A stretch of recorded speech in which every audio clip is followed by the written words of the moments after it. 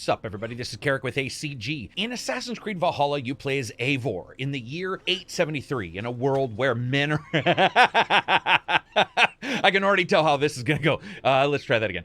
So, yeah, in Assassin's Creed Valhalla, you play as Eivor in the year 873 in a world where men are men, women fight alongside men, and sheep are in constant danger, so they use some kind of stealth. You and your clan have decided to take your chances in a little place called England. This is Karak with ACG. This is a review for Assassin's Creed Valhalla, or at least my preliminary review, because I've spent a bunch of time with this, but I've also been checking out the PS5. Valhalla's from Ubisoft, comes out in the next day or so, and is the sequel, or, well, let's just say the continued growth of the Assassin's Creed franchise.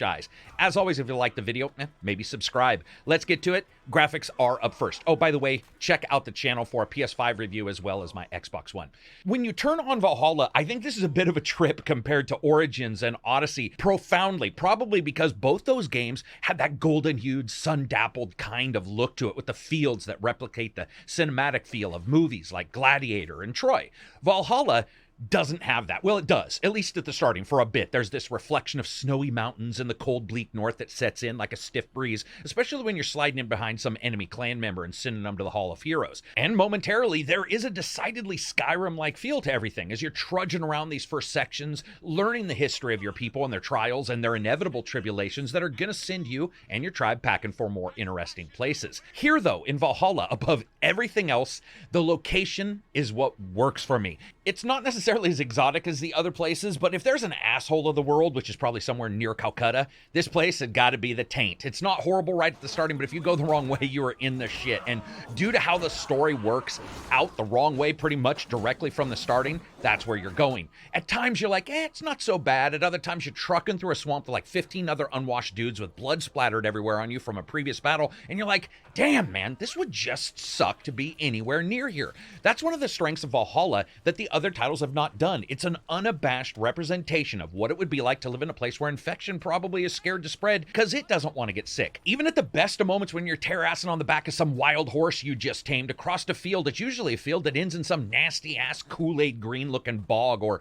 runs up to the gates of some castle that looks like sewage handling is a suggestion and not at all a requirement. From the creeks to the glens to the bogged-out rivers to the people themselves, and my God, the people. You know a land is rough when this is like the hottie of the village. This chick is so old her vagina probably has an Egyptian curse written on it. And I think it's requisite for me to mention that the verticality feels like it's actually back in this game. Though it wasn't necessarily gone in Origins or Odyssey, sometimes it can feel forced. Here, that never happens. Due to the atmosphere, there's a spookiness going into some of these locations, especially underground, where you're not quite exactly sure what you're going to see. If anybody's seen 13th Warrior, you know what I'm talking about. If you haven't, go check out that movie because it's a good representation of what you're going to see in Valhalla from start to finish, including some of the roughness. For example, the animation and the bugs. There are a lot more than I expected. First, in many of the cutscenes, especially in the first couple hours of the game, but even progressing through the midpoint of the story, there were a number of broken animations or oddities that shouldn't be there in cutscenes, from people's hands smacking around during a discussion,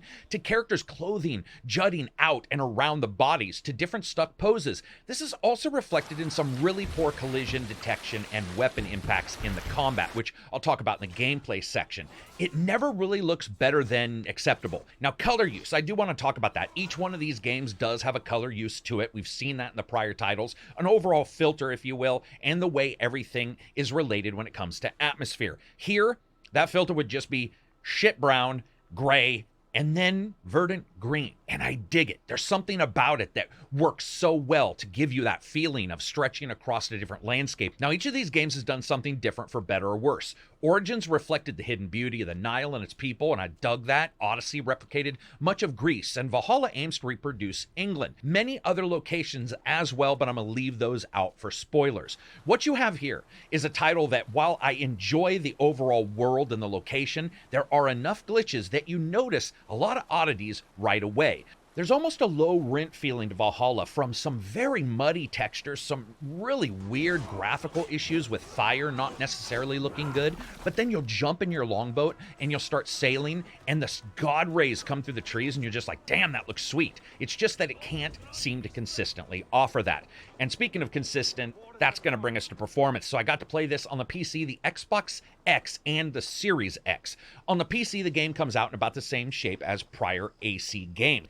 2080 Ti with a current i7 at 4.7 and 32 gigs of RAM will not get you 60 FPS at 4K. Adjusting some settings will get you close, and the game does have a dynamic rendering setting that I would suggest you absolutely do not use, because the moment I said it, it always made my performance tank. Speaking about the Xbox X first, it hits 30 FPS at variable resolution. The game currently has some wicked screen tearing though. Time I checked on 2 TVs and a monitor just to verify. PS, and I certainly noticed that here. But what about the promise of hitting 4K 60 FPS on the Xbox Series X? It does. It's also got a couple random moments of screen tearing that definitely did pop up, which surprised me. It was rare though, and in fact, rare enough I thought I was just seeing things at first. It does actually hold to that frame rate most of the time. Looking at how the game is drawing out and what it's displaying and the larger number of characters and elements in the battle scenes, it's actually insanely impressive to see the consoles hit that kind of FPS with few drops. While all the versions have some noticeable pop-in, the ability to aim for a particular target like the Xbox Series X hardware has actually paid dividends despite some shortcomings. I was not able to play the PS5 version because that version was not available for review. Let's talk about the sound itself. The game doesn't offer as many available options for sound as I would have actually liked. I think though, environmentally, the audio when it plays is pretty pristine. Rowing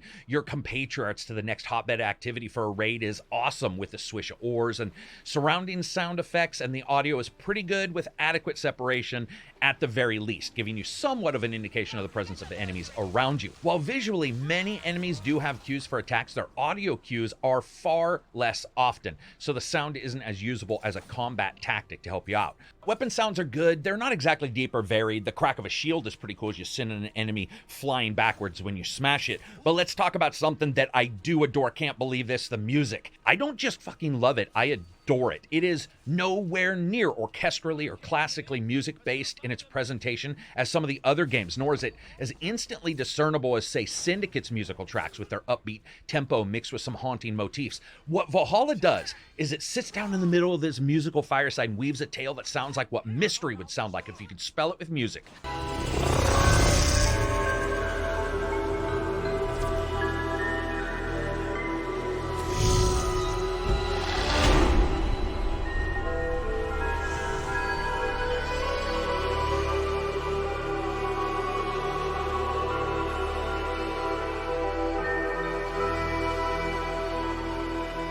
The first time you synchronize in this game, there is a mixture of wind chimes, church bells, and some haunting voiceover in the track in the background that actually relishes its time with a moment. It doesn't fade out. This establishes that synchronization is less of a singular event in the game and more of a pulling of the thread of this massive blanket of exploration. It doesn't just fade out instantly. That is a small thing, but my God, does it matter. I rarely ever get chills listening to music in open world games anymore, especially more than once when you hear it. Valhalla is exactly what I wanted and didn't know I did. It's an auditory reflection of that mysticism and the natural ways in which the main character experiences the world, somehow offsetting that brutality of their chosen lifestyle. The idea to have some patience with some of the fading and track in is awesome. And that brings us to voice. And that's less awesome, but still not so bad. I picked both the female and the male voice to sort of check what was going on, and as I chose, I think Magnus Brunn's portrayal of Eivor is probably the best that could be due to his time playing Knut in The Last Kingdom. True strength to me are the side characters in Valhalla, which are incredible, and for the most part, there's only one or two misses, but it's their reaction and his reaction to them that I liked. Where this is felt the most keenly are the world event missions, where things go sideways for the main hero, and this sense of incredulity that he can lose despite being in the face of things that don't seem possible plays off the actors who are there in those experiences. For want of a better term, those experiences also are batshit insane. And Valhalla's themes of playfulness in these side stories, they are so surprising. I thought for one or two would just be one-offs, just there to sort of offer a bit of levity, but instead there are a ton there, and they're to reflect and shine a light on the Vikings' odd sardonic humor. Not bad, and the main stories not too shabby themselves despite the bugs. And those things are all supposed to help gameplay, and that's supposed to talk talk a little bit about story. So let's begin.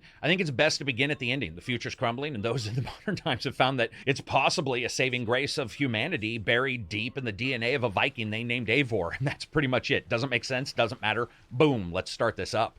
What starts as this sojourn for Eivor on a trail of revenge and blood turns into this land-spanning trip pretty damned quickly, and that's good because that first area and the rough jumps in weird pacing and timing do the game no favors for the first couple hours. None at all. It's disjointed and odd with a number of issues, like the game at one time telling me I killed a bunch of guards in a cutscene later, which I for sure did not do. Eivor and his dude from another brood and their smallish clan pretty quickly decide to take their fates in their own hands, and they travel to England, and that's when the main part of the game really starts to open up. And I'm sure you've heard, or maybe you haven't heard, and this will be the first time, people say that Valhalla doesn't have side stories. Well, Valhalla does have side missions and side stories, but it mixes them together in a way that is for sure unique for any of these titles. This is something that I assure you, regardless of the consistent complaints that Ubisoft has had in the past for not changing things up, they certainly do in Valhalla. Many things. For example, consider the side quests now as sort of an amalgamation of main quests and side quests mixed together, and instead of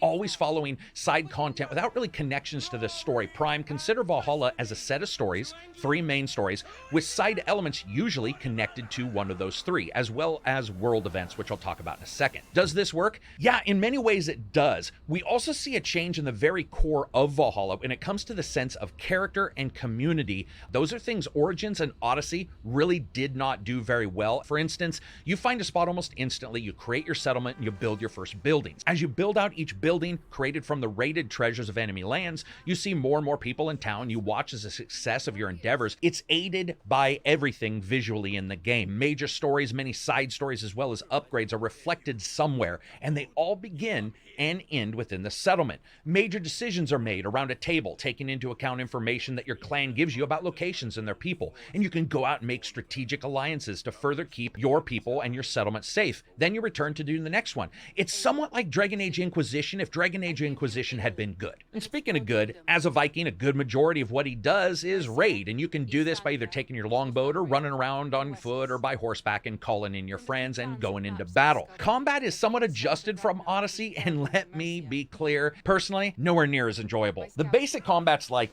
this. You have a normal health and stamina bar, both of which you need to watch out for. You either die or you can't swing your weapon. Enemies have a health and a stun bar, both of which you can attack in particular ways depending on your weapons and what you do. You can counter someone, stun them enough, and then pull off a finisher, or just cut them down quickly. You can attack with power attacks or fast attacks, or a mix of both as you want to, as well as utilizing a parry button that, for reasons I cannot fathom, is also on the left trigger with attack and with block, resulting in this weird dual-wielding feeling. It's not very precise. Now, luckily, most of the enemies can actually be killed with assassinations, though some are high enough level that you'll need to increase your skill points, or you will need to actually just kill them in the normal way. Now, when you look at the combat, I would say the reason why it doesn't feel as good is it's nowhere near impactful like Odyssey was, which wasn't perfect on its own. Even when you start getting special weapons from the world events and collectibles, half of the time, a lot of the weapons just pass through enemies. You can unlock a huge number of passives though, and a lot of them are just 2.4 extra damage, which to me is ruthlessly boring, because what they've done is they got this Destiny style system. They add up all of your items, their power levels, and that becomes your power level, and it sort of identifies where you can go in the game world. The thing is seeing 2.5% extra damage, half of the time you just look at a screen and you're like, who gives a shit? Because it really doesn't end up impacting very much in the first place. There's no real reflection of power and momentum that the rest of the game world, including its narrative, is trying to portray. You can perform those finishing moves and stuff like that. The weird thing is that'll suck you across the battlefield, and it makes it look like Eivor's just ice skating over to kick someone in the face. This is aggravated too by some weird ass poor animations in the fights, with a number of attacks that look like they're triggering a quarter of the way into the move. While we saw some of these issues in Odyssey and of course in Origins, make no mistake, it just feels and looks worse here because of the way the combat is set up and the groups in which you do fight. It feels a little bit like you're just Society of Creative Anachronism in your way through a weekend in July. Also, I love that Ubisoft has gone away from having a ton of weapons in Valhalla. There are not a ton at all, so be prepared. Things like armor are also based around a clan type that they represent, and they can be upgraded to add more slots for damage as well as their look. You're not just getting a ton of items everywhere you go,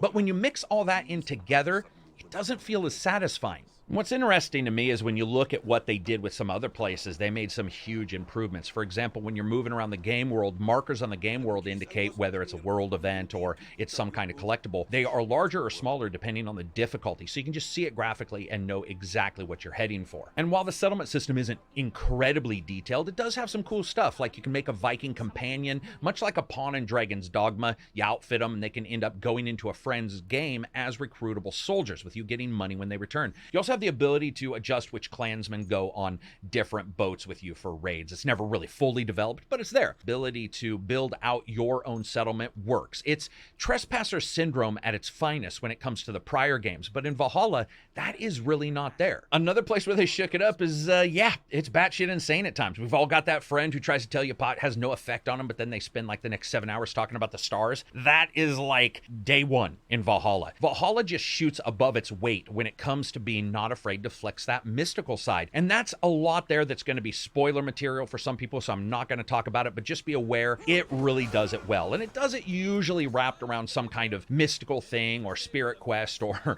a random mushroom that you grab off the ground and shove into your gullet. The way everything is presented, the story elements, how there really isn't side missions in the way that a lot of people expect them to be, that change is palatable in theme and presentation and in the loadouts, in that side content, and in exploration and growth. And seeing all the side content having full cutscenes and just feeling very fleshed out, even compared to Odyssey, which I feel did an okay job as well, really ends up elevating the entire experience. What brings it down, though, is some bugs. I did have a number of very typical open world bugs we can expect from these games. AI not triggering, weird collision issues, characters sliding around, and just odd moments in cutscenes. Let's crash this party with a microtransaction discussion. Much has been said about Valhalla's microtransaction system. However, I will say this, due to the way the game now tracks power via that Destiny-like power level, which is upgraded via resources you can get easily, I feel like the micros are much more cosmetic than expected. They are for sure there and for sure the typical Ubisoft stuff, so none of us really want to see them in the game. But as I continue to play that, I'm going to watch to see what patches we get, because in the past, Ubisoft has patched things up and made it worse. Speaking of worse, let's talk about fun factor. So to me, there's no denying that the changes that needed to occur in Valhalla and still do, we see a lot of them showing up. I love that. I think that when you fall into the line of this spectacular way, the stories actually start to work in the unique locations, and I mean insanely unique, by the way. It's crazy. The odd NPCs and the theme of Vikings and mysticism feel like a breath of completely fresh air. But like putting a fucking jet engine on a tricycle, you end up with something cool that breaks something else. And that's what we see here. There's no denying that the combat is just not that great. And it's made all the more noticeable due to the other changes in the game. And in that way, Valhalla is less fun to me than it actually should be. And that'll bring us to, well, the rating, at least a preliminary rating. We'll do a preliminary rating. Right now, I am definitely hedging towards wait for a sale, if not wait for a deep, deep sale, for a couple reasons. I just don't enjoy the combat. I know I've talked to a couple people who love it and a couple people who absolutely hate it. I'm in the middle. I just don't love it. It doesn't feel as impactful as a Viking game feels like it should. When you take into account not as many items or weapons that you get and just upgrading the ones you have, that all feeds back into the story proper, which I dig. I like that. I love that settlement, and I love the feeling that Eivor and those people around him are making an impact in the game world. However, due to the odd combat and the lack of items and so forth, you see that repetitiveness sort of pop up a bit. And yeah, it's just not making me feel it right now. Anyway, that's it for me. I hope you guys liked the video. If you did, give it a thumbs up. If you didn't, give it a thumbs down. Join Patreon. Check me out on Twitter or Reddit. Peace out. Oh, PS5 review coming soon, as well as a bunch of other videos. Peace out.